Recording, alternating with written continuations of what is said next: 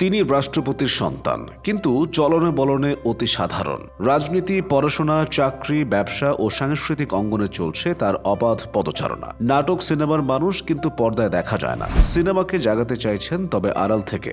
নাম আরশাদ আদনান, ডাকনাম রনি। কবিতার প্রেমে পড়ে সংস্কৃতি অঙ্গনে আগমন, গল্পও লিখতেন। এরপর নাটক প্রযোজনায় মন দেন। টুকটাক অভিনয় করলেও এখন ভাবেন সেগুলো করা ঠিক হয়নি। এখনকার মতোই পর্দার পেছনে থাকাটা উত্তম হতো। নিজের তারকা খ্যাতি ছাড়াই নাটকে ভূমিকা রাখার চেষ্টা করেছেন। এখন তার ভাবনায় গুরুত্ব পাচ্ছে সিনেমা। কেবল সিনেমা নির্মাণ বা প্রযোজনা নয়, সমিতিগুলোকে কার্যকর করা, এফডিসি আর মৃতপ্রায় সিনেমা হলগুলোতে ফেরাতে চাইছেন প্রাণ। আরশাদ আদনানের জন্ম 1975 সালের 3রা জুন। সে বছর করা হয় বঙ্গবন্ধুকে। সশস্ত্র প্রতিবাদ জানাতে পাবনা লুট করতে গিয়ে ধরা পড়েন আজকের রাষ্ট্রপতি ও আরশাদের বাবা শাহাবুদ্দিন।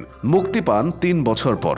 তখনই বাবাকে প্রথমবারের মতো দেখেন আরশাদ। পাবনায় মাধ্যমিক শেষ করে ঢাকা কলেজে ভর্তি হন। বাবার মতো জড়ান ছাত্রলীগের রাজনীতিতে। সময়টা 1991 থেকে 1993। এরপর ভর্তি হন ঢাকা বিশ্ববিদ্যালয়ে। সেখানেও চলতে থাকে রাজনীতি। 1998 সালে বিশ্ববিদ্যালয় পাশ করে MBA করতে উড়ে যান লন্ডনে। 4 বছর পর দেশে ফিরে যোগ দেন ব্যাংকে। কয়েক বছর চাকরি করার পর পা রাখেন পোশাক শিল্পে। মজবুত হয় আর্থিক শুরু করলেন নাটকের প্রযোজনা। একটি দুটি নয়, 450-রও বেশি নাটক প্রযোজনা করেছেন তিনি। সেসব নাটকের মধ্য দিয়ে কত অভিনেতা উঠে এসেছেন তার শেষ নেই। মোট 70 জন পরিচালকের হাতে খড়ি আরশাদের হাত দিয়ে। একসময় নাটকে বিতশ্রত হয়ে যান। এবার ঠিক করলেন কাজ করবেন সিনেমা নিয়ে। তার প্রযোজনা সংস্থা ভার্সেটাইল মিডিয়া 2015 সালে নিয়ে আসে প্রথম সিনেমা ইউটার্ন। 2 বছর পর মুক্তি পায় সুলতানা বিবিয়ানা। এরপর ব্যবসায়িক ব্যস্ততায় কিছুদিন রূপালী জগৎ থেকে দূরে ছিলেন। 2023 সালে শাকিব খানকে নিয়ে হাজির হন প্রিয়তমা নিয়ে। তোলপাড় পড়ে যায় বাংলাদেশি সিনেমার ইতিহাসে সবচেয়ে ব্যবসা করা সিনেমাটি নিয়ে। শাকিব খানের ক্যারিয়ারও নেয় নতুন মোড়।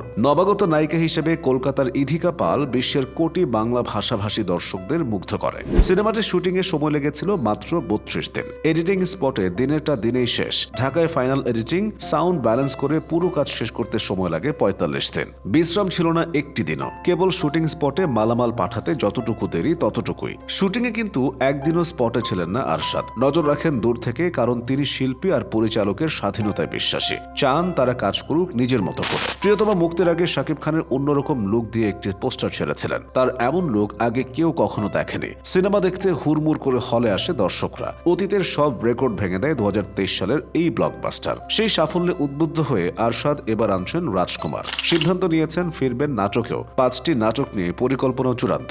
সিনেমাকে আবার জাগাতেও কাজ করছেন আরশাদ। সদস্য হয়েছেন শিল্পী সমিতির। পরিচালক সমিতির নির্বাচনে একটি প্যানেল দাঁড় করিয়েছেন। তার মতে সিনেমার উন্নয়নের জন্য একটি শক্তিশালী পরিচালক সমিতি থাকা দরকার। থাকা উচিত প্রযোজক কমিটি ও শিল্পী সমিতি। একসময় এই 3-এর সমাবেশেই তো বের হতো দুর্দান্ত সব সিনেমা। তবে নিজে তিনি নেতা হতে চান না। বলেন, আসলে আমার কোনো সমিতিতে যাওয়া ঠিক না। আমি আইডিয়া দিতে পারি, সেটাও নেয়া না নেয়া তাদের ব্যাপার। সারা দেশে সিনেমা হল সংস্কারেও হাত দিচ্ছেন আরশাদ। আপাতত 30টি আর চলতি বছরের মধ্যে 100টা হল সংস্কার করা হবে। ভবিষ্যতে হলগুলোতে টিকিটিং আর সেন্ট্রাল এসি বসানোরও পরিকল্পনা করছেন। তিনি সময় দিচ্ছেন রাজনীতিতেও।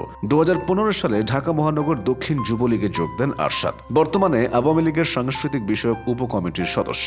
বাবা রাষ্ট্রপতি হওয়ার পর পাবনার ঈশ্বরদী থেকে প্রথমে উপনির্বাচনে, পরে জাতীয় নির্বাচনে আওয়ামী লীগের মনোনয়ন চান, কিন্তু পাননি। আরশাদ আদনান 2 সন্তানের জনক। তাহসিন মোহাম্মদ আদনান এবং তাহমিদ মোহাম্মদ আদনান এ লেভেলে পড়াশোনা করছে। স্ত্রীর সঙ্গে বিচ্ছেদ হয় 2004 সালে। তবে সন্তানদের কথা ভেবে 1 যুগ পর আবার একত্রিত হয়ে যান দুজন। ফের বিয়ে করেন দুজন দুজনকে।